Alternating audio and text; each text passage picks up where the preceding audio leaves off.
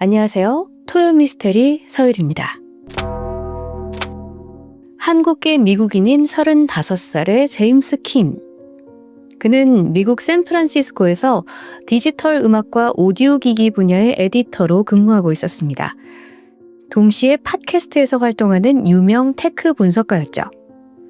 가족 관계를 보면요. 30살의 아내 케이티 김과의 사이에서 2명의 딸을 뒀는데요. 첫째 딸은 4살인 페넬로페, 둘째 딸은 7개월 된 사빈이에요. 네 가족은 남부럽지 않게 살고 있었습니다. 그러던 어느 날 가족은 2006년 추수감사절을 맞아서 친정집인 시애틀로의 여행을 계획합니다. 막내딸이 태어난 후 처음으로 외조 부모님을 뵈러 가는 거라서 더욱더 기대가 컸습니다. 당연히 외할머니, 외할아버지도 손주들 볼 생각에 들떠 있었죠. 다만 샌프란시스코에서 시애틀까지는 1,300km나 떨어져 있어요. 차로 이동했을 때 약 12시간 정도가 걸리니까 이동에만 거의 하루를 써야 합니다. 어린아이들이 있기 때문에 쉬운 여정이 아닌데요. 그래서 부부는 가는 길에 친구가 살고 있는 오리건주, 포틀랜드에서 잠시 쉬었다가 다시 시애틀로 향하기로 계획을 짭니다. 추수감사절 시즌인 11월 중순, 미국 북서부 지역은 눈과 비가 자주 내리는데요. 특히 오리건주는 눈이 많이 오기로 유명해요. 떠나기 전날인 11월 16일에도 오리건 남부와 북부 캘리포니아 지역에 눈보라 주의보가 발령된 상태였습니다. 그런데 다행히도 여행이 시작되는 17일 아침은 샌프란시스코의 날씨가 맑았어요. 킴 씨 가족은 차에 짐을 싣고 산뜻하게 출발을 했죠. 얘들아, 이제 할머니 집으로 가는 거야. 아이들은 각각 뒷좌석 카시트에 앉았고요. 남편이 운전을 하는 동안 아내 케이티는 조수석에서 지도를 확인했습니다. 그렇게 평온한 출발 속에 그 누구도요, 이들에게 닥칠 끔찍한 불행을 예측하지 못했어요. 그렇게 약 8시간, 9시간을 달려서 킴 씨 가족은 드디어 포틀랜드에 도착합니다. 11월 19일 친구 가족들과 만나서 오랜만에 즐거운 시간을 보냈습니다. 커피숍에 가서 차도 마셨고요. 공원을 산책하면서 여유로운 한때를 즐겼는데요. 저녁에는 레스토랑에서 함께 모여서 식사를 합니다. 자, 이제 포틀랜드에서 시애틀까지 4시간 정도만 더 달리면 되는데요. 저녁을 먹고 출발하면 이제 늦은 밤쯤이면 도착할 예정이었죠. 저녁 7시. 여보, 이젠 다시 출발하자고. 이들은 서둘러 다시 차에 올랐습니다. 밤 11시쯤이면 충분히 외갓댁에 도착할 예정이었죠. 이후 25일까지 약 일주일간 머물 계획이었습니다. 참고로 아빠인 제임스는 평소에 굉장히 바쁘게 살고 있었어요. 업무에 팟캐스트 진행까지 24시간이 모자랄 정도였죠. 휴가 중인데도 회사에서 종종 연락이 올 정도였어요. 하지만 이번만큼은 가족과의 시간에 집중하고 싶었습니다. 그래서 제임스는 휴가 전에 동료들에게 급한 일이 아니면 가급적 연락을 피해달라고 신신당부를 했었는데요. 그렇게 안전하게 시애틀에 도착한 가족은요, 외조 부모님과 함께 행복한 추수감사절을 보냅니다. 눈 깜짝할 사이에 행복한 일주일이 지나갔고요. 드디어 11월 25일 아침 킴 씨 가족은 집에 돌아갈 채비를 합니다.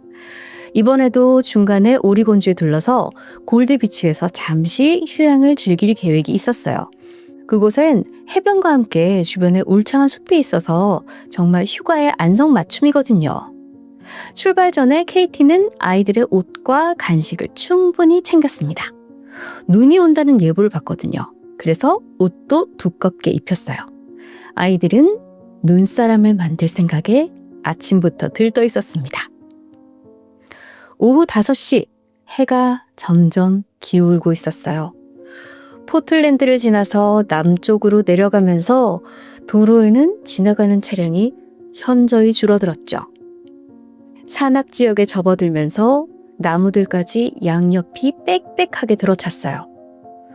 골드비치로 가는 일반적인 경로는 오리건 42번 도로를 통해서 해안길로 진입하는 거였는데요. 하지만 이때 케이티가 지도를 보니까 베어 캠프 로드를 이용하면 더 빨리 갈 수 있어 보였습니다.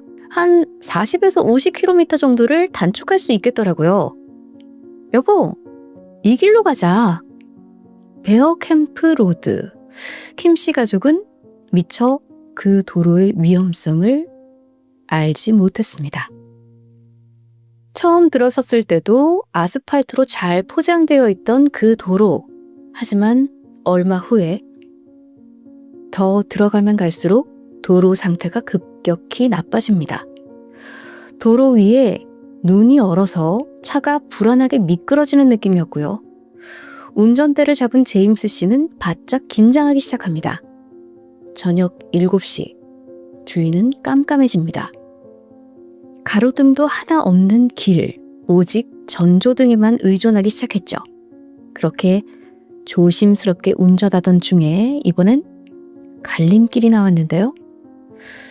방향을 알려주는 표지판이 있었는데 마침 이게 눈에 덮여 있어서 거의 글자가 보이지 않았어요. 어렴풋이 봤을 때 왼쪽으로 가야 해변으로 이어지는 듯해 보였죠. 그렇게 제임스 씨는 왼쪽 도로를 선택하게 됩니다. 하지만 길에 들어서자마자 몇 분 만에 도로 상태가 급격하게 악화됩니다. 구불구불한 산속길을 가면서 도로가 점점 좁아지고 있었어요. 급기야 차 한 대만 겨우 지나갈 수 있을 정도로 아주 좁은 1차선이 이어지고 있었죠. 잘못 들어섰구나. 차를 돌리고 싶었지만 길이 워낙 좁아서 그것조차 쉽지가 않았습니다. 이미 밤이 되어서 주변이 너무 어두우니까 너무 위험했어요. 그렇게 일단 앞으로 가고 있는데 설상가상으로 자동차 바퀴가 눈 속에 빠져버립니다.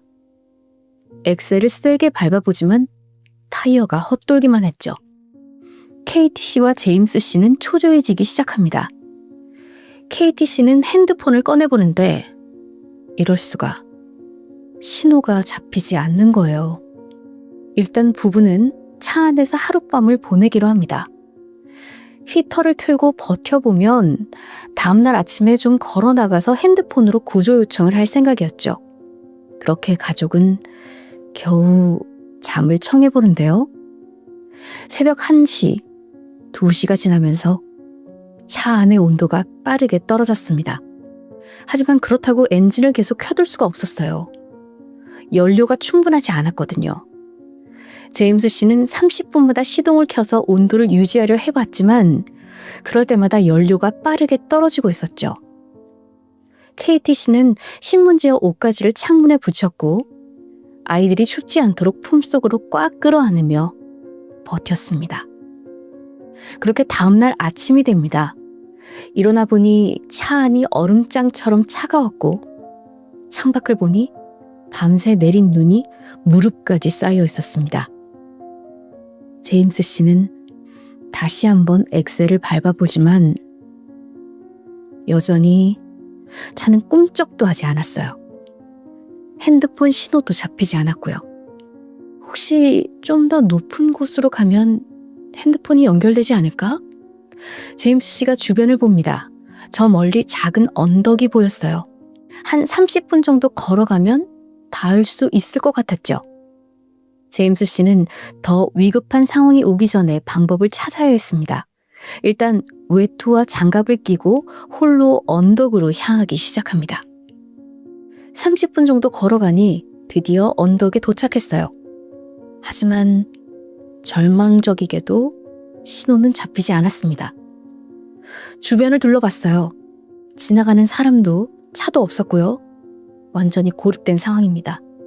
제임스 씨는 핸드폰을 높게 쳐들고 주변을 돌아다니면서 신호가 잡히길 애타게 바랬지만 모든 건 헛수고였어요. 결국 그는 터벅터벅 다시 차로 돌아옵니다. 지금 가장 급한 문제는 가족이 이곳에 조난당했다는 걸 알리는 일이에요. 제임스 씨는 차에서 타이어 하나를 빼냈고요. 그걸 태우기 시작합니다.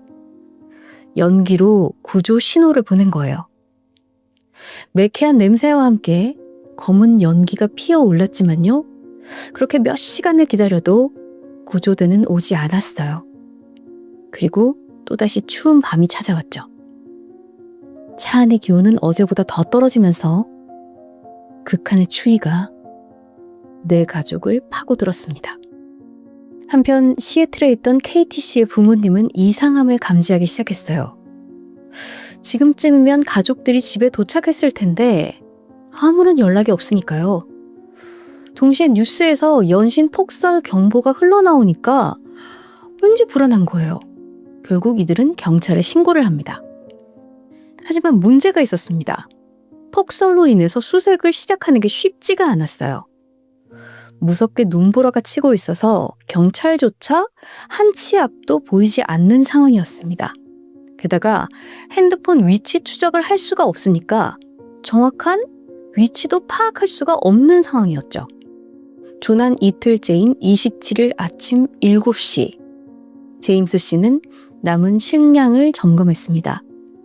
어린이용 이유식 3병, 에너지바 2개, 크래커 1봉지, 그리고 물 1병, 달랑 그것뿐이었어요. 온 가족이 하루 이상 버티기에는 턱없이 부족했죠. KT 씨는 물을 아끼기 위해서 뚜껑에 조금씩 따라서 아이들을 먹였어요. 막내 사빈이는 모유를 먹였는데 KT 씨의 기력이 약해져서 그것마저 쉽지가 않았습니다. 그럼에도 그녀는 아이들을 먼저 생각했습니다. 남편이 아무리 권해도 물을 마시지 않았어요. 모두 아이들에게 양보했습니다. 이렇게 앉아서 구조만 기다리다간 상황이 더 악화될지도 모릅니다. 그래서 제임스 씨가 나서기로 했죠. 전날보다 더 거리가 있는 또 다른 언덕으로 향했는데 그렇게 30분쯤 걸었을까요? 아주 미약하게 신호가 뜨기 시작합니다. 드디어 살았구나. 바로 911을 눌러봅니다. 연결음이 울리는데 전화가 그대로 끊어집니다. 연속해서 3번을 시도했지만 전화 연결에 실패해요. 하지만 제임스 씨는 낙담하지 않았습니다. 최소한 핸드폰 신호가 잡혔기 때문에 구조대가 위치를 알았겠지? 하고 나지막한 희망을 갖게 된 거죠. 조난 3일차, 제임스 씨는 눈 덮인 창밖을 바라보며 깊은 생각에 잠겼습니다. 아이들의 체온은 점점 떨어지고 있고 연료와 식량 또한 거의 바닥이 난 상황.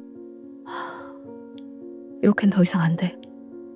그는 일단 물길을 따라가면 사람이 사는 동네가 나올 거라고 생각했고 자신이 먼저 가보겠다고 제안을 합니다. 이 말에 아내는 너무 위험한 거 아니냐며 반대를 했지만 지금으로선 그대로 있다간 가족의 목숨이 모두 위험한 상황이었죠. 그는 지도와 나침반을 꺼내서 주변 지형을 살폈어요. 남서쪽으로 내려가면 물길이 있습니다. 강을 따라가면 마을이 나타나지 않을까? 이때 아내가 혼자 보낼 수 없다며 자신도 함께 가겠다고 말합니다. 하지만 제임스는 그녀를 말려요. 아이들까지 위험에 내몰 수는 없으니까요. 출발 전 그는 아이들을 마지막으로 꽉 안아줍니다. 아빠 얼른 다녀올게. 구조대 아저씨들이랑 같이 올 거야. 아빠 믿을 수 있지? 제임스 씨는 겉옷을 몇 겹 챙겨 입고 모자와 장갑까지 단단히 껴입습니다. 핸드폰 배터리가 거의 남지 않았지만 신호가 잡힐 거라는 희망이 있었죠. KT 씨는 남아있는 물과 에너지바를 남편의 가방에 넣어줍니다. 그렇게 길을 나선 제임스 씨, 반드시 마을을 찾아서 가족을 살리겠다는 일념뿐이었어요. 그렇게 폭설이 오는 가운데 제임스 씨는 1시간, 2시간을 무작정 걷기 시작합니다. 하지만 체력은 급격하게 떨어지고 있었죠. 손끝 발끝이 펴지지 않을 만큼 얼어붙었고 발을 디디면 눈 밑으로 푹푹 들어가서 한 걸음을 내딛는 것조차 너무 힘들었어요. 그렇게 한참을 고통 속에 걷던 중에 저 멀리 절벽이 보였습니다. 가까이 가보니까 절벽 아래에 물이 흐르고 있더라고요. 드디어 물을 찾았어. 절벽을 따라서 밑으로 내려가서 계곡을 따라가다 보면 마을이 나올 거라는 희망이 있었죠. 그런데 문제가 있었습니다. 절벽이 너무도 가팔라요. 그래도 포기할 순 없었습니다. 그는 나뭇가지를 붙잡으며 경사면을 따라 한 발 한 발 조심스럽게 내딛었습니다. 그렇게 긴장 속에 내려가던 중 잠깐 다리에 힘이 풀리더니 발을 잘못 내딛고 말아요. 그대로 몸이 고꾸라지면서 절벽에서 굴러 떨어지고 말았죠. 절체절명의 순간 바위 틈새에 손이 닿으면서 속도를 줄일 수 있었어요. 겨우 매달려 있는 거죠. 가슴이 철렁했고요. 모든 게 끝날 뻔했다는 생각에 그는 아찔해졌습니다. 그리고 그 충격에 한동안 움직일 수가 없었죠.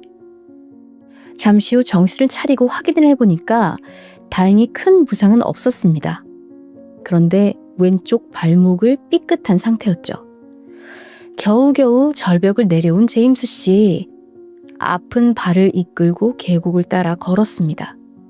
하지만 이제 곧 어두워지겠죠. 발목 통증은 심해지고 있었고요. 제임스 씨는 오늘 밤 눈 속에서 밤을 지새야 했습니다. 최대한 눈을 치우고 자리를 만들어서 바위 근처에 몸을 웅크렸어요. 배낭에서 신문지를 꺼내 몸을 감싸서 조금이라도 체온을 유지하려 했죠. 이미 손발에는 감각이 사라진 상태였어요. 에너지바를 조금씩 잘라 먹으면서 그는 필사적으로 정신을 붙잡았어요. 아내와 어린 두 딸을 위해 절대로 이렇게 죽을 수 없다는 생각만 되풀이했습니다. 한편 차에 남아있던 아내 케이티 씨는 계속 타이어를 태우면서 연기로 신호를 보냈어요.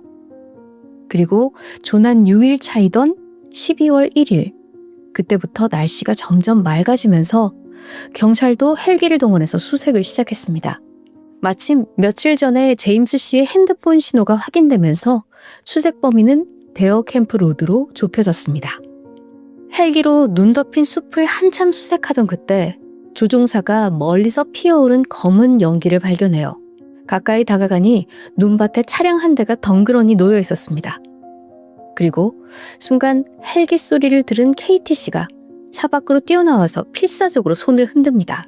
그렇게 조난 일주일 만에 케이티 씨와 두 아이들은 극적으로 구조가 됩니다.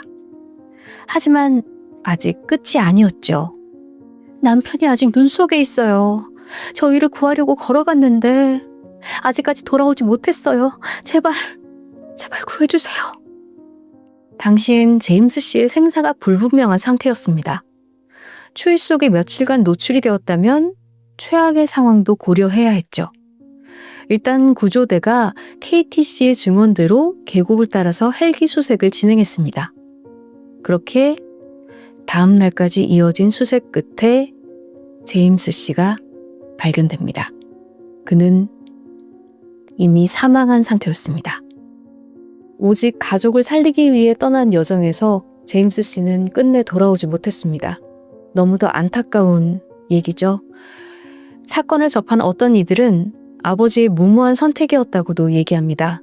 그냥 가만히 기다렸다면 살 수도 있었을 거라고 쉽게 말하기도 하는데요.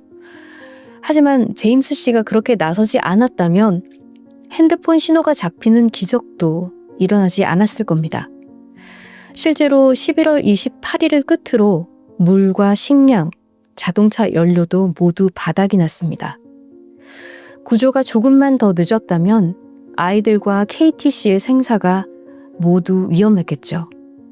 제임스 킴 씨, 그의 용기 있는 선택이 남은 가족을 모두 살린 거나 마찬가지입니다. 그리고 그의 결단은 사건이 발생한 지 19년이 지난 지금까지도 많은 사람들에게 울림을 주고 있습니다.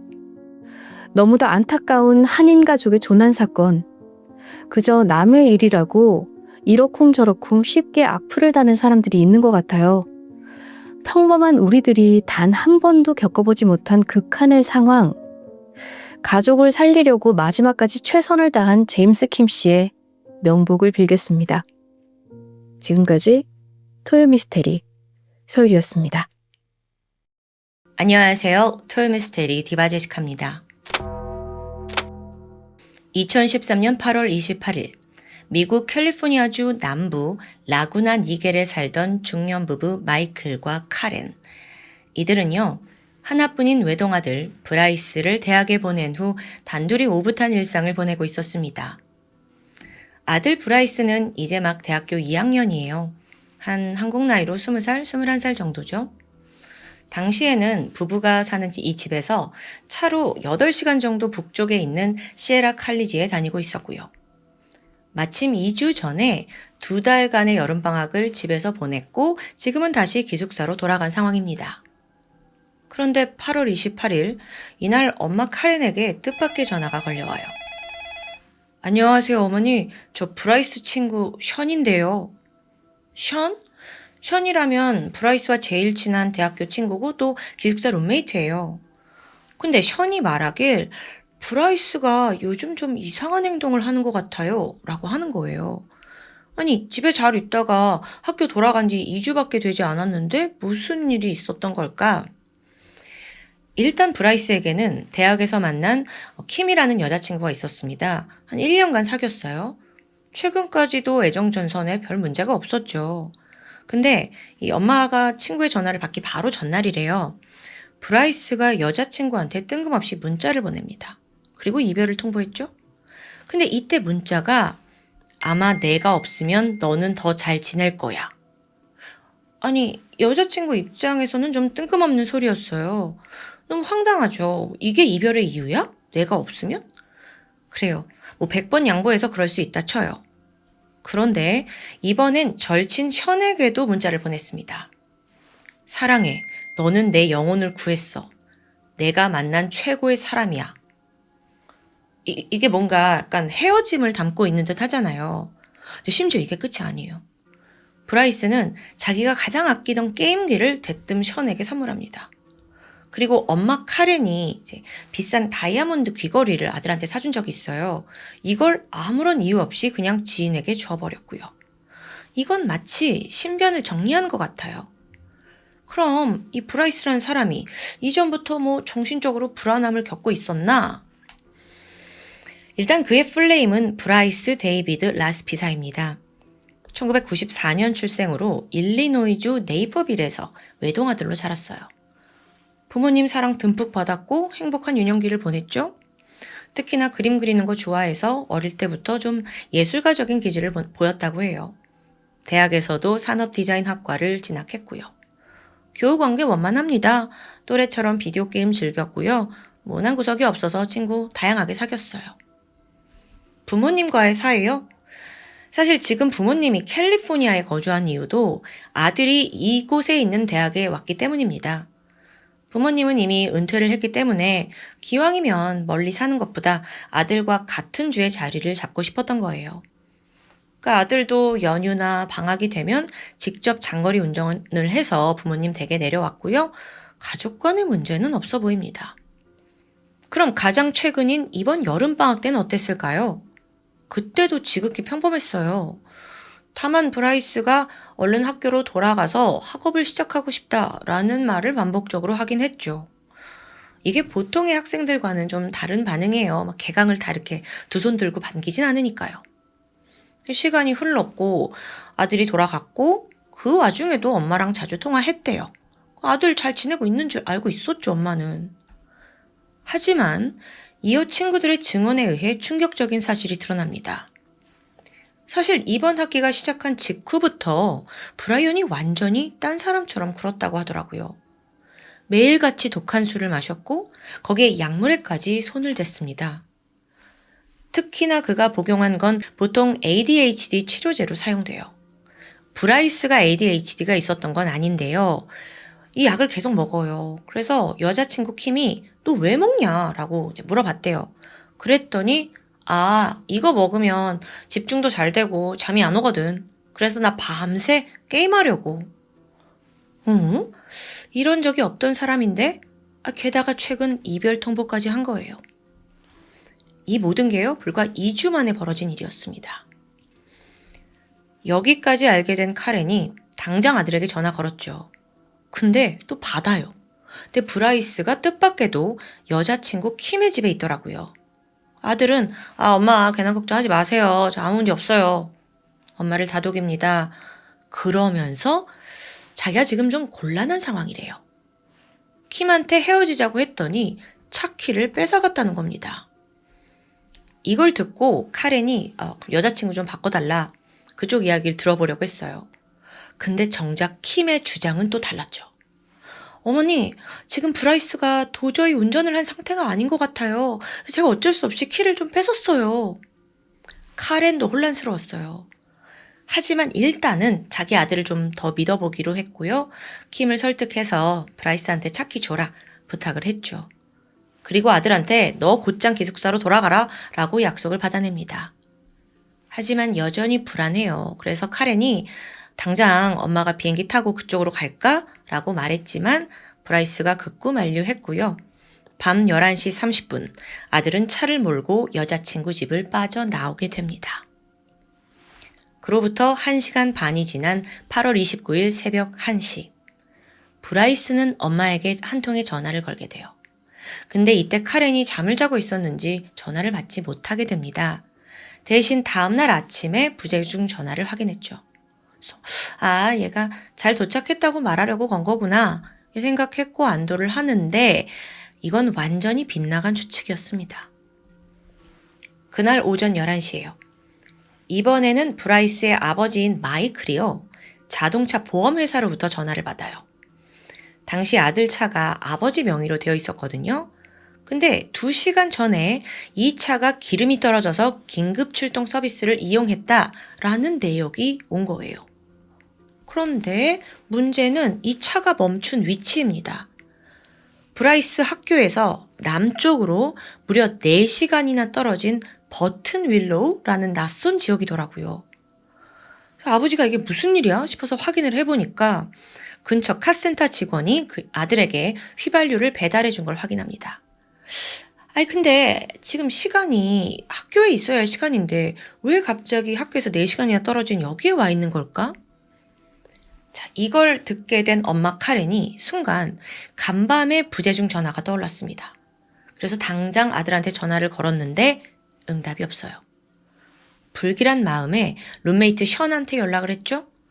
그러자 지난밤 브라이스가 기숙사에 돌아오지 않았다는 걸 알려주게 돼요.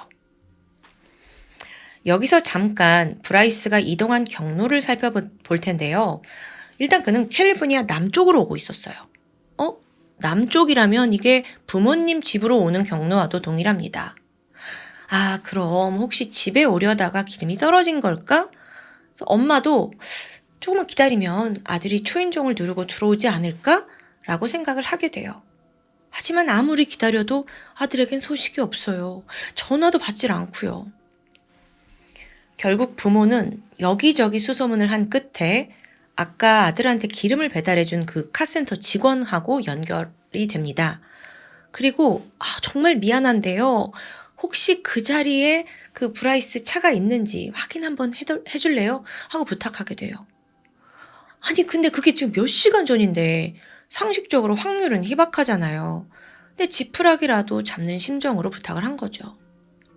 그런데 가보니 놀랍게도 브라이스 차량이 그 자리 그대로 여전히 정차되어 있더라고요. 자, 그러니까 아침 9시부터 오후 12시까지 브라이스가 3시간이나 차 안에서 그냥 그대로 머물러 있던 거예요. 아까 아침 9시에 기름 다 채워줬는데도 불구하고요. 브라이스의 상태를 살펴봤습니다. 그랬더니 눈가가 약간 붉어진 상태로 그냥 운전석에 멍하니 앉아 있어요. 저희 카센터 직원이 에이, 정신 차려요 하면서 당신 부모가 나한테 확인해달라고 요청했다. 그러면서 당신 부모하고 통화 좀 해라 하면서 엄마 카렌과도 통화를 연결시켜줍니다. 여기서 브라이스가 또 엄마한테 제가 머리도 식힐 겸 좀 쉬고 있었던 거예요. 저 곧 집으로 출발할게요. 이렇게 말을 해요. 그 지점부터 집까지는 한 3시간 정도 거리예요. 엄마는 전화를 끊었고 그래 천천히 온다 해도 몇 시간만 기다리면 아들이 돌아오겠지 싶었어요. 하지만 그날 저녁 6시가 지나가도록 브라이스는 나타나지 않았습니다. 애간장이 타던 부모는 끝내 경찰에 실종 신고를 했고 휴대폰 위치 추적을 통해서 현재 아들이 어디 있는지 그 행방을 찾아내요. 근데 거기가 어디냐면요. 아까 차에서 멍하니 있던 곳이요. 거기서 겨우 12km 떨어진 곳이더라고요. 한 차로 10분, 15분 거리요. 부모로서는 미치고 팔짝 뛰죠. 지금 전화 마지막으로 한 때가 언젠데. 결국 저녁 7시쯤에 그 근방에 있는 경찰관이 그 위치로 출동을 해요. 차가 세워져 있었고 운전석엔 브라이스가 있어요. 당시 그는 정신은 멀쩡해 보였습니다. 술에 취한 것도 아니었고요. 차에서 마약이 나온 것도 아니에요. 심지어 그는 경찰에게 아주 공손하게 대하더라고요. 그래서 경찰이 당신 부모가 실종 신고를 했고 지금 너무 걱정하고 있다라고 알려주는데 이때 웬일인지 브라이스는 부모와의 통화를 망설이는 듯 했습니다. 잠시 후 브라이스가 드디어 시동 걸고 출발을 해요. 그리고 부모님 집이 있는 그 라구나 니겔로 향하는 5번 고속도로로 진입을 하게 됐습니다. 자, 이 고속도로만 타고 그냥 쭉 가면 바로 집이에요. 8월 30일 밤 12시 50분. 아들이 도착할 시간이 이미 한참 넘었습니다. 여태 몇 번이나 엄마가 전화를 걸었는데 받지 않아요. 그래서 계속 했죠. 근데 그러다가 새벽 1시 50분 정말 수백 번의 시도 끝에 드디어 전화를 받더라고요. 그래서 엄마가 너 어디쯤이니? 라고 물었죠.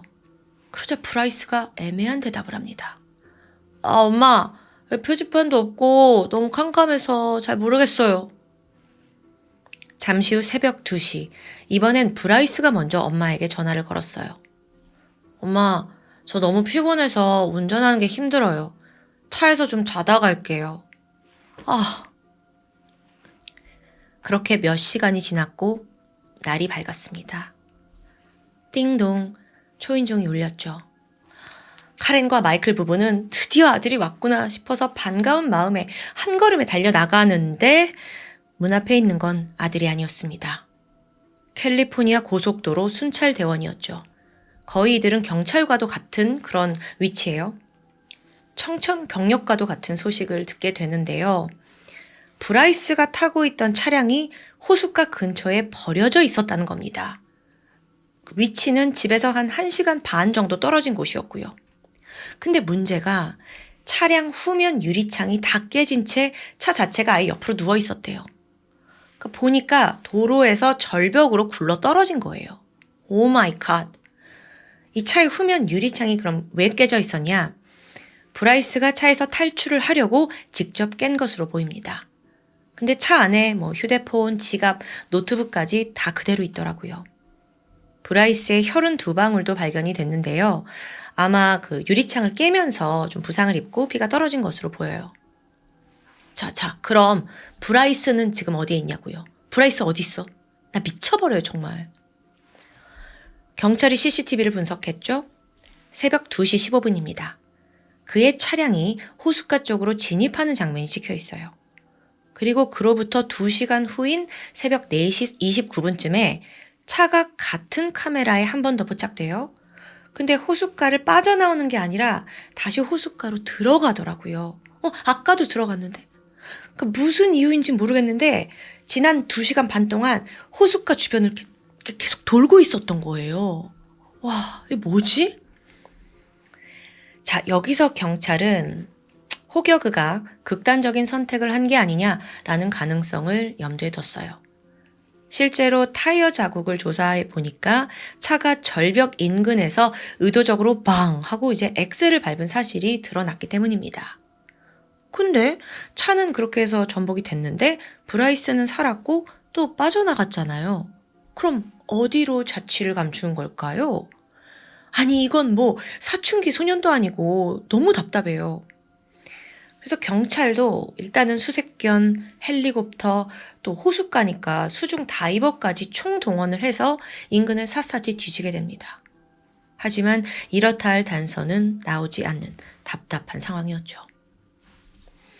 이 사건이 언론을 통해 알려졌어요. 그리고 대중의 궁금증도 증폭되었죠. 극단적 선택한 거 아니야? 아니면 범죄에 연루된 거 아니야?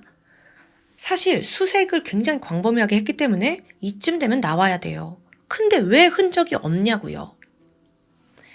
앞서 그가 ADHD 약물을 복용했다라는 걸 토대로 여기서 뭔가 부작용이 생겨서 정신착란 혹은 우울증이 생긴 게 아니냐라는 의견도 있습니다. 생각해보면 앞서 집에 오는 길에도 그냥 몇 시간이나 멍하니 차에 앉아있기도 했고, 또 새벽에 전화 왔을 때 본인이 어디 있는지도 모르고 어디인지도 인식하지 못하는 그런 불안한 모습을 보였으니까요. 그렇다면 브라이스는 도로를 떠돌다가 그냥 실종된 걸까요? 그런데 여기서 그 미국 네티즌들 사이 한 가지 의문점이 제기됩니다. 브라이스의 부모에 관한 거였어요. 지난 36시간 동안 그들이 애가 탄 건 이해하지만 왜 아들을 직접 찾으러 나서지 않았냐는 겁니다. 물론 거리상 굉장히 멀리 떨어져 있던 건 맞아요. 8시간 정도 운전을 해야 하는 거리니까요. 또 아들도 집에 계속 간다 했으니까 그 말만 믿었을지도 모르죠. 하지만 야심한 새벽에 엄마 여기가 어딘지 모르겠어요. 차 안에서 자고 갈게요. 라는 말까지 그냥 받아들인 건 제3자로선 잘 이해가 가지 않는다 라는 의견입니다. 조금 소극적으로 대처한 것 같기도 해요. 물론 아들이 실종된 후에 부모도 그 점에 대해서 뼈저리게 후회했을 테고요. 근데 또 이렇다 보니 일각에서는 혹시 브라이스가 부모를 떠나서 자발적으로 가출한 거 아니야? 라는 의심도 피어납니다. 물론 그 사람들의 집안 사정을 외부 사람이 어떻게 다 자세히 알겠어요? 또 부모도 한사코 우리와 아들과의 관계는 너무 좋았다, 문제가 없었다라고 말을 합니다. 아들은 별로 속을 썩이지 않는 착한 아이였다 라고까지 말했는데 이제 브라이스에 대해서 더 파괴되잖아요. 그래서 알고 보니까 브라이스가 고등학교 때 대마초를 피워서 체포된 적이 있더라고요. 아무리 미국이 좀 대마초에 유연하다고 하지만 브라이스가 정말 착하기만 한 아이였을까? 혹여나 부모가 그걸 의도적으로 숨긴 게 아닐까? 그리고 브라이스에게 어떤 완벽한 가정에 대한 강박을 준 게 아닐까 하는 의견이 막 나오게 된 거죠.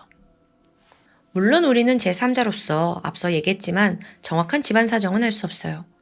하지만 확실한 건 이유가 어찌 됐건 지금 이 순간도 카렌과 마이클 부부는 아들을 기다리고 있다는 점이에요. 그때 차에서 빠져나간 아들이 아직까지 실종 상태입니다. 대규모 수색에도 왜 그의 흔적을 찾을 수 없던 걸까요? 100번 양보해서 그래, 철없는 아들의 가출이었다라고 칠게요. 하지만 브라이스는 12년이 지난 지금까지도 돌아오고 있지 않습니다. 아주 처음부터 끝까지 이 사건 좀 사람의 애간장을 태웠던 것 같아요. 그리고 한편으로는 좀 마지막이 너무 기이해서 저도 좀 오락가락 하거든요.